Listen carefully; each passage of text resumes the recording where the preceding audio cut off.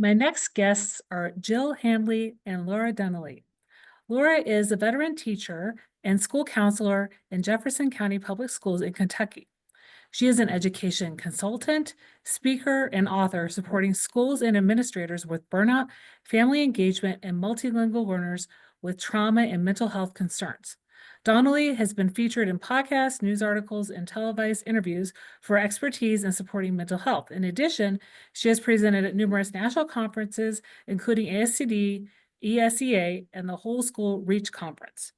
Jill Handley is the Assistant Superintendent of Multilingual Learners in Jefferson County Public Schools in Kentucky as well. Prior to this role, she was the award-winning principal of Kenwood Elementary.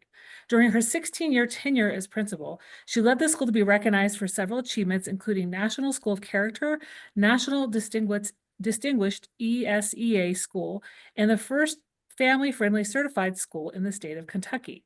Well, welcome to the podcast, Laura and Jill. Thank you for having us. Thank you. So I'll start off with a question I ask everyone for each of you separately. Tell me about a time you were in the trenches and managed to crawl out. Jill, we'll start with you. Okay, great. So I think when I was reflecting upon this question, I was like, whoo, I've been in the trenches in a lot of places, and always wanting to be reflective of how it can help me grow as a learner and as a leader. But I think that the story that I want to share was really probably in my first few years as a principal. And so I was a principal, as you mentioned, for 16 years. And so I think prior to being a principal, I was an instructional coach. And so, and I want to think like I was a dynamic teacher. I was a fantastic coach. And so I remember my first year of being the principal, I was really struggling with why I wasn't feeling like a fantastic principal, right? If I knew all these things that it took to be a great instructional leader, why was I failing? And so what I noticed was that two things is that I really hadn't recognized what my role as the principal was. I know that sounds dumb, right? Like you're the principal, you should know what to do. But what I was trying to do was apply all the strategies I had as an instructional coach in the principal role, while simultaneously, being a new leader, you want people to like you, right? You want to build relationships, which are so important. And so I just remember how much of a failure I felt and how I was second guessing all the decisions I'd made to become a principal. Like, oh my gosh, I knew I was built for this. What's happening? And so I know in working with lots of principals now, that's a common feeling. And so when I reflect upon, I think what I learned from that, the first thing I learned from that is that it's important to understand that what the role of the principal really is. Many of us are APs before we're principals. And so the thing to understand from that is that you're now the principal. So if you're trying to do what you did as the AP and thinking it's going to make you a successful principal, it's not, because the role is different. The role is really elevating from that higher level to understand big systems and visionary. And so if you're trying to apply it, oftentimes assistant principals are really in that day-to-day situational. And while you'll have that as a principal, if you stay stuck there or you stay stuck in your previous role, and I guess that goes to any change in leadership capacity, is that if you're trying to apply your previous skill set in the same capacity in your new role, don't be surprised if you're not as successful as you thought you were going to be. The other thing that I learned from that same time and experience is that as a new leader, you think I want people to like me, but the reality is that it's not about being liked. It's about being respected, right? You want to build relationships that make people respect you, earn that respect. And then the other thing the third thing that I learned from that same situation is that when we're trying to make people like us, I think sometimes we are so focused on making our teachers happy. And yes, happy teachers are super important, but really the role of the principal, or really any school leader, it's not to make teachers happy, it's to make teachers feel inspired and supported. And so I think that those were just three big things that I've learned and taken into every role, in my continued leadership as a principal, and then even into my new role at the district level, is just understanding what it is that my role is requiring. What action steps do I need to take to demonstrate that I'm a leader, not a boss, and develop that respecting relationship? And then three, what am I doing to inspire and support the people around me to do their job to the best capacity? Yeah, no, I think there's a lot of new principals or people that, move to the next level role and they do feel like they're stuck in their old role. And sometimes if they don't have mentors that help guide them, or they had, if they were an AP and they were just stuck with management and some of the day-to-day stuff, like you said, right? That does take a little bit of time for them to find their place within that leadership role. How about you, Laura?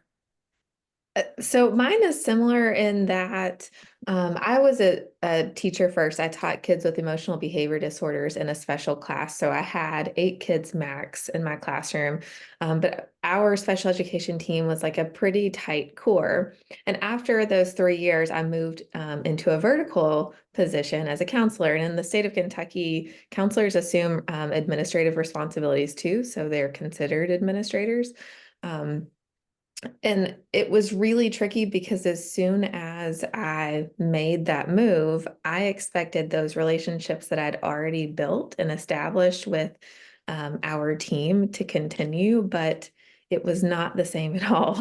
I started thinking that we were going to have this established rapport, but we had that as coworkers, as peers. And the second that I was in a different position, it completely changed that. So I remember spending a lot of time like, why do I keep hitting so many roadblocks with this? Because I thought that this would be an easy transition because I already know everybody here, but it wasn't. It was a difficult transition to be in the same building, moving laterally. So I think what I learned from that is regardless of what is already established in the building, even if there's just a few new staff members, dynamics change from year to year, whether that's moving into a new position or a new role.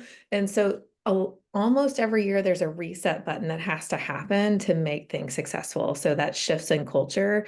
If there's a new person on a specific team, you might have to spend more time there within certain dynamics.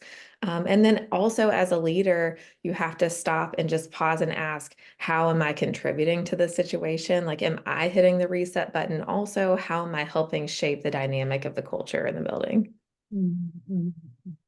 Yeah, now that has to be particularly challenging going to a vertical role, but it is more of a leadership type role. Like many teachers go into an instructional coach role or some type of a teacher on special assignment role, right? And when you're in that same building, but looked at, you're on the same contract, right? But you do have a different role in terms of how you're relating to the teachers. And yeah, I think that's like you said. Like how are you being most effective in that job, and asking yourself those questions. So thanks both of you for those stories. Laura, I read in your bio that you present a lot at various conferences, and tell me a little bit about what you present on mostly in terms of counseling and mental health. Sure. So when I'm transitioned out of the school building, um, really right before I left, I realized that there was this huge focus on supporting other staff members and really other counselors across the district. And it was something that I really enjoyed working with adults. So now I get the opportunity in this role to be able to present and share my experiences and stories. In order to help other people maintain in this profession, because the burnout rate for teachers, we know teacher burnout exists. It's talked about all the time. It's been talked about forever. But we don't often talk about administrative or administrator burnout. Mhm. And so counselors and other administrators don't get the same level of support because there aren't that many people in line to help out with burnout when it comes to administration. So my focus has been with counselors and other administrators to help support what can they do to make this sustainable so that 2 years down the line, you're not deciding this isn't for me, because the amount of people that quit within those first 5 years as administrators is astronomical. It's something like 50%, I believe, are quitting within those first couple of years. So um, that's been a lot of my work. And then also in terms of mental health, I'm lucky to still get to partner with the district here locally and have focused mostly on refugee trauma and mental health. So supporting our multilingual learners, whether they are immigrants or refugees, what supports they get, and then like navigating the community partnerships with schools. Mhm. Yeah, and like I mentioned, you present then at national conferences, mostly on mental health and just resilience and staying in the profession. Yeah, so a lot of the presentations that I do at conferences are with Jill. And our focus is mostly on burnout. So it's about the systems that leaders can put into place, because most people think of, when they think of burnout, they think the word self-care. Yeah. And we tell this story all the time. The first time we presented for ASCD, we were like really excited. We went to the opening night in the exhibitor hall, and we were like telling people like, hey, please come to our session. And one guy was like, okay, yeah, I'll come, but if you say the word self-care one time, I'm leaving. And it was post-COVID. It was the first conference. They were just opening back up. And so I think during COVID, that's all we were hearing was burnout, self-care, light a candle, take a bath, like all of these really cliche things, and people were just sick of it. So instead, we're talking about sustainability in terms of how can we support the staff in our building through the small things, like the things that could happen without us being there, the things that run day to day, the communication, the operations, and then also like what are the pieces that sustain you mentally and emotionally, spiritually, all of those things to bring it all into alignment. We'll talk a little bit more about that topic when we talk about the book in a moment. Jill, I wanted to ask about your role as Assistant Superintendent of Multilingual Learners in your district. Talk to me about the impact you've had in that role when you started it, and maybe some of the challenges your district is having in terms of how to meet the needs of multilingual learners. Absolutely. So I was very fortunate when I was the principal at Kenwood. At that time, we're one of 92 elementary schools in our district. We're a large urban district with about 100,000 kiddos. And so historically, we had always had the highest elementary enrollment of multilingual learners of all the elementary schools. So developed a quick passion and understanding with that. And so at that time, for years, the highest level of leadership for our district as it relates to English language development or English as a second language was at the director level. And so in the summer of 2023, the position of assistant superintendent for multilingual learners was developed because, like other large districts and small districts as well, seeing such a rapid influx of multilingual learners coming into the district. And so, I loved what I did. I had no intention of ever leaving, but this was a role that I felt like my voice and passion of advocacy for an underrepresented marginalized group, I couldn't pass it up. And so the short amount of time, so it's been less than 2 years, but the amount of work has been pretty incredible. I've had the opportunity to really work to embed district-wide systems. I think prior to the creation of this role, there were a lot of individual school siloed systems, right? And the focus was primarily just on the ELD or ESL teacher of, okay, ESL teacher, here's what you need to do in your classroom. Well, the reality is that the role of working with multilingual learners belongs to all of us. But so many of the role groups were like, wait a minute, that's the ELD teacher's role. I don't know what to do. And so what I've learned is that oftentimes when people aren't doing something or kind of are resistant to do something, it comes from a fear-based place. They don't know what to do, so we shy away from it. So really, it was kind of I say it like it's like drinking out of a fire hose. It's like, oh, let's do a quick analysis, right? Because in any new role, there should always be that time to stop, observe. What do you notice? And while I had that, it was at a very accelerated pace.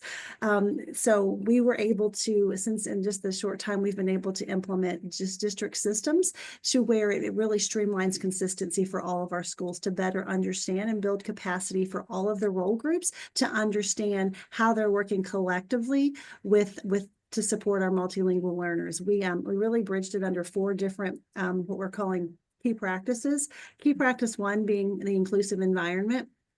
Key practice 2, building supports, and that's just not instructional supports. Those are family supports. Those are all the, non-instructional supports. 3 is really focusing on the content teachers, or putting those scaffolds in place to make sure that the core content is accessible for all of our multilingual learners, regardless of their English proficiency level. And then key practice 4 is around fostering independence, with the role group focus being the ELD teacher. So we've really kind of outline what are we trying to accomplish, what systems need to be in place, and then simultaneously conducting professional development. I know last year we presented over 150 different presentations to different role groups in just last year. And so really focusing on that building awareness for all role groups. As we're rolling into year 2, which is the year that we're in right now, it's building upon that awareness from last year. And then I'm really excited to go into year 3, to where we're starting to see some of the impact of the work that we're doing. So I think I've been excited to have just the autonomy to be able to develop systems that weren't there previously. I think the most exciting part about my job is knowing that I have a seat at the table. I often say is that big decisions can't be made if you don't have a seat at the table. So this position has afforded the opportunity of advocacy for a seat at the table, and always making sure that our multilingual learners are considered in the forefront as a proactive approach to everything we do. It's not a reactive or an afterthought. We're always planning with our multilingual learners and families in mind. Mm-hmm. And tell me a little bit about some of those role groups. So you said prior, most of the focus was on what the ELD teachers were doing. Do you have some of these systems or building role groups besides the teachers? Absolutely. So knowing, being a former principal, I know it to be true that regardless of how great your ELD teachers are, regardless of how great any of your role groups are, if the principal is not establishing a vision of an inclusive environment for all learners and families, what that looks like, the rest of it is going to be very siloed and piecemeal. So what we really did was took a very top-down approach of helping our leaders understand is the importance of creating that inclusive environment vision. And so we developed a self-assessment for each of the key practices, really to give leaders an understanding of, with the focus of key practice 1, the primary role group being the principal. Principal, you set the stage. Here's what you need to be doing. And so that was definitely one group that we spent an incredible amount of time with.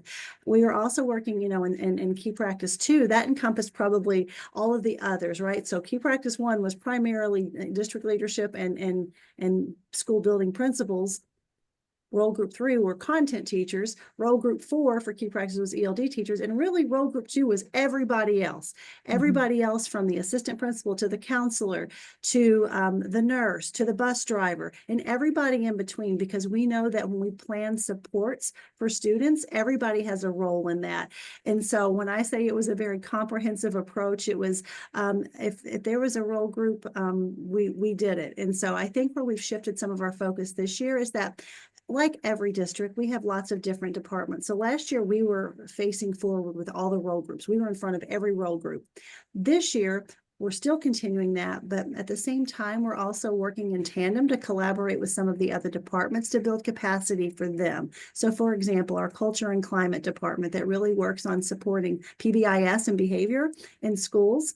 We want when they go to schools, and if a school calls out with supports for behavior supports for their multilingual learners. Yes, that's something our department can do, but we're a small department. We can't be in 156 schools supporting every facet of a multilingual learner's life. But what we can do is build capacity with the other departments so that when they go into the schools, they are, no pun intended, speaking the same language or using the same lingo that we're using. So it feels very consistent of understanding.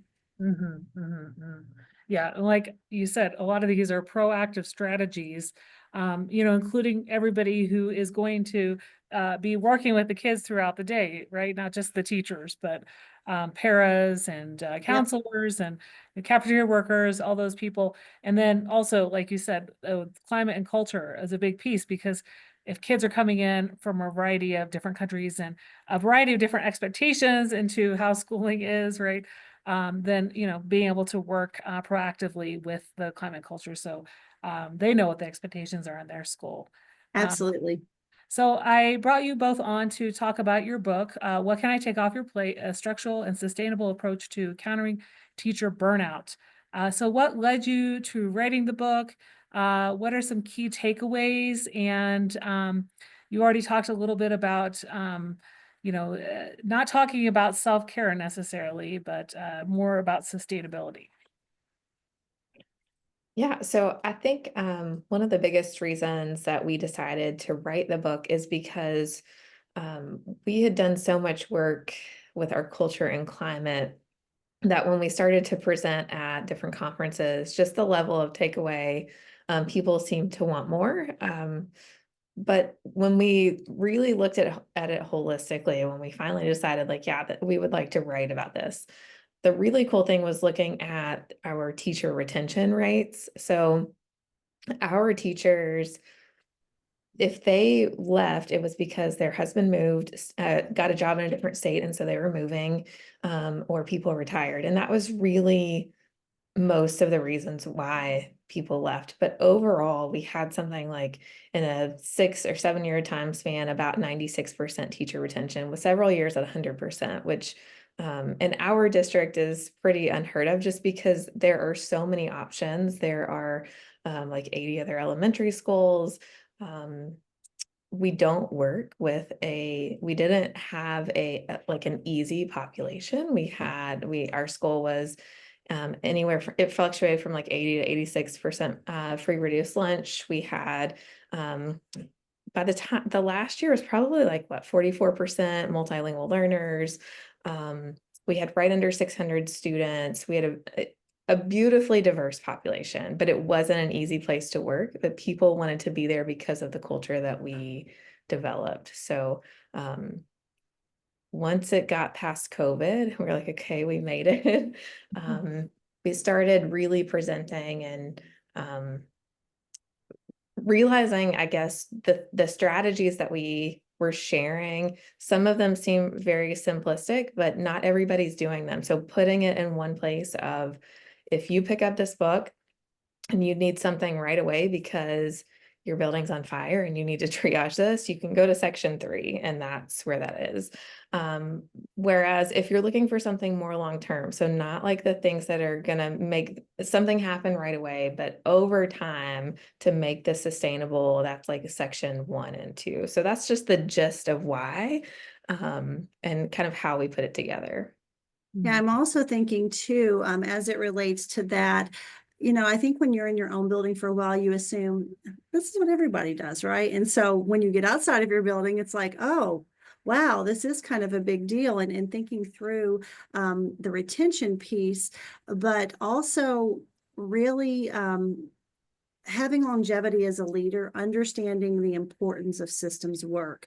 And I think it's important to acknowledge the word systems, because, when you're a systems thinker and you're a systems leader, you know the value of that. But if that's not quite something that you've, had an opportunity to fully embrace or embed or see the results of it, systems, sometimes, we always say it's not a sexy word. Why? Because sometimes systems and compliance go hand in hand for many people. And so when we say, Laura and I never thought about this, but one time we were at an ASCD conference and we were talking with someone, they were like, oh, systems. And we're like, no, they're great. And so really understanding that, oh, not everybody has the same great experience and understanding of systems. So we feel like when we say systems, we don't mean like a checklist, but really it's the day-to-day operational things that go on that make everything clear and understandable so that everybody knows what's going on and everyone feels supported. So I think that the goal was really, I know for myself, I remember like in principal prep, I had one class that was on like organizational leadership. There was a book,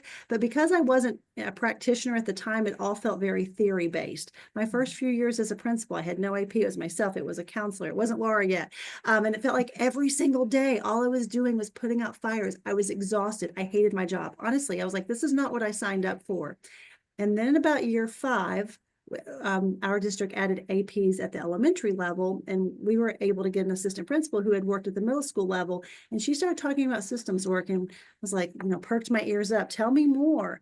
And really seeing how much easier it made my job and the job of the teachers and everyone around us once we started embedding really strong systems of support. It was like, okay, this is it. Why isn't everybody doing this? So I think it's really, like Laura said, we wanted to write a book where people could pick it up and it have application, whether you're working on short-term or long-term goals. And And then at the same time, recognizing that a lot of what's on the market was, hey, teacher, are you burned out? Here's how you can go fix yourself.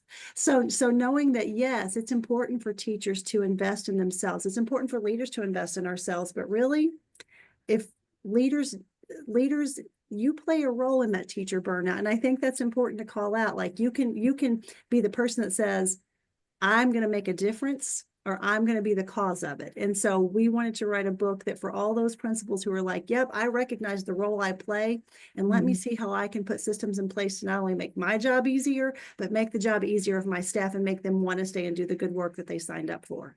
When you're talking about systems, I think both the organizational piece, like you were saying, your first couple of years as a principal, and maybe doing a lot of those administrative tasks and feeling like you were in the office, 12 to 15-hour days, and not really having a good workflow with those things.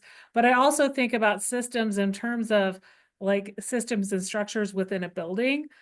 Even like we were talking about with the MLLs and the culture and climate piece, there's sometimes staff that come into buildings, and it's very easy to see like if there's really not much of a system in place in terms of disciplinary referrals, or in terms of like how to send kids to lunch, right? Or just really minor things sometimes, but they can really stand out if there isn't a system school-wide for those. And I think those pieces, when they affect teachers or other staff in the building, those are not going to retain the teachers, because a lot of those systems, I mean, they can complain about them, but they aren't necessarily the power of changing the system at the teacher level. There are so many systems that go overlooked too, like just having a really clear-cut schedule so that you can plug in the meaningful things that you say you're about, or so that people know what to expect. When people know what to expect, it takes some of that, like the brain power away, the automaticity of just like a simple task that you've done over and over. It takes away having to put in a ton of extra brain power to figure out, well, where does that go? How do I do that? Who's going to be in my class assisting with reading today? Am I going to have support with multilingual learners? Just all of those things that could be questions and end up causing more work than is necessary. So having take some things that are automatic that teachers know how to do that just take away the extras of the day are so important. And sorry, I was going to say, one of the questions we always ask at our presentations is, if you're out of the building as a leader for any amount of time, do things just fall apart? Yeah. Do teachers, or do people have to text you or reach out to you to figure out what to do?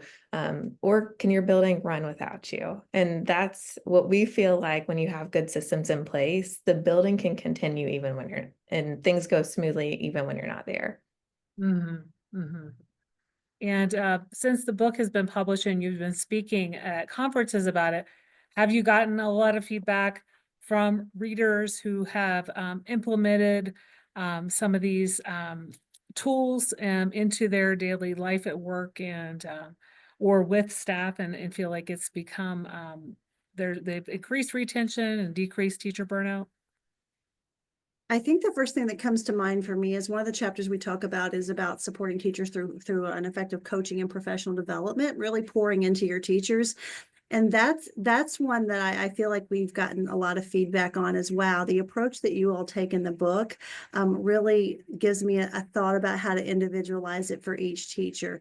Yeah. What you notice is that when you look at coaching models, every building is different. Some buildings, we have that they only coach the new teachers, and then other buildings just they only coach the deficient teachers. And then some buildings, oh, I don't have time for coaching because I'm doing all this. And so really, I always say every athlete deserves a good coach. They all get one. Every teacher deserves a great coach, and every principal deserves to have that opportunity to build the capacity of their people. And so I think that for me, that's where I've gotten the most feedback, is around just how the approach that we talk about describing that coaching and feedback through individualized professional development for teachers, not only professionally, but we talk a little bit about, the approach approach that we took to pouring into people personally to really take care of the whole teacher, right? We're all big about taking care of the whole child, but oftentimes we don't put that same principle in play with adults. We really want to push them professionally at the expense of who they are as people. And so I think that's probably been some of the best feedback that we've gotten so far. Yeah, I would agree with that. I would say that's usually the thing that people have the most like follow-up questions with. How did you start to implement this?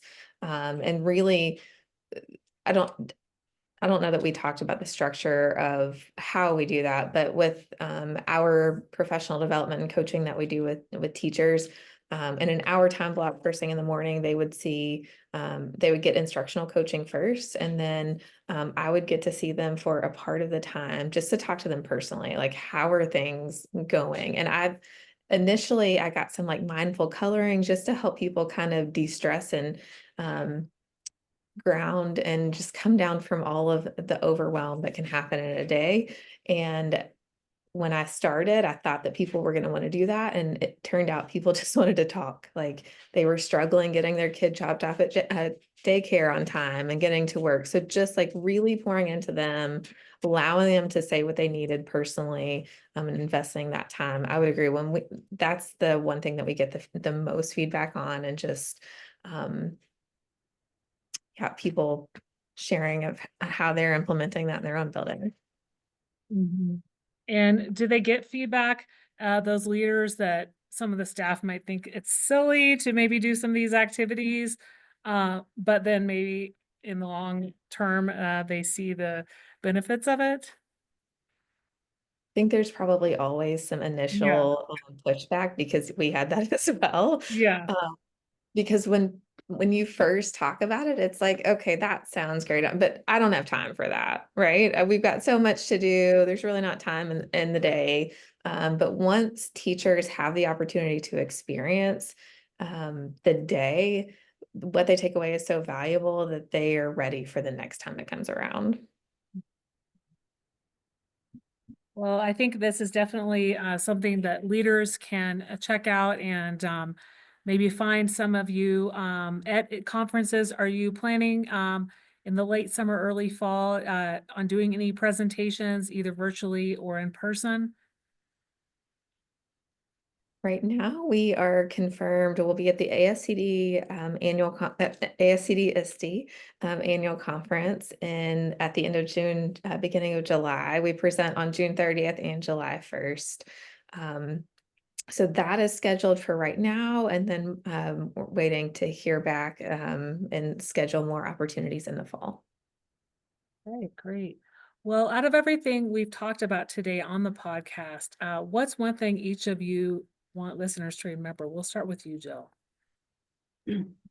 I think for me, and it sounds so cliche to like that, remember your why, with Simon Sinek, he's one of my favorite, but we talk about this in the book. And so here's what I know, like I'm approaching my 30th year in education.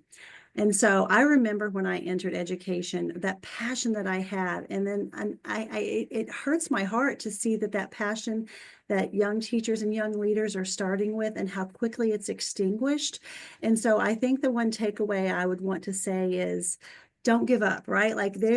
Please don't. And you had started, Dana, too, talking about like principal mentors. That doesn't exist in a lot of places, right? Unfortunately, I think that's a missing piece. But I think what I would want people to take away is, don't give up, right? Like you have a passion and you are in your position for a reason. And if you don't have a structure in your district to support you, network, reach out, like professional learning, that's really, when I think about our book, that was kind of the hope. Like, it's the book that I wanted when I was a new leader. I would have loved to have picked it up and been like, oh my gosh, let me do this. And I've got a ground basis for getting systems going. I've got some short-term and long-term things to work on. And it was kind of coming together to holistically make sense and moving away from that siloed approach. So I would just say to leaders, where you're at, you're there for a reason, and don't give up. Continue to think about how you can invest in yourself to get what you need, so that you can make sure you give others what they need. Laura, how about you?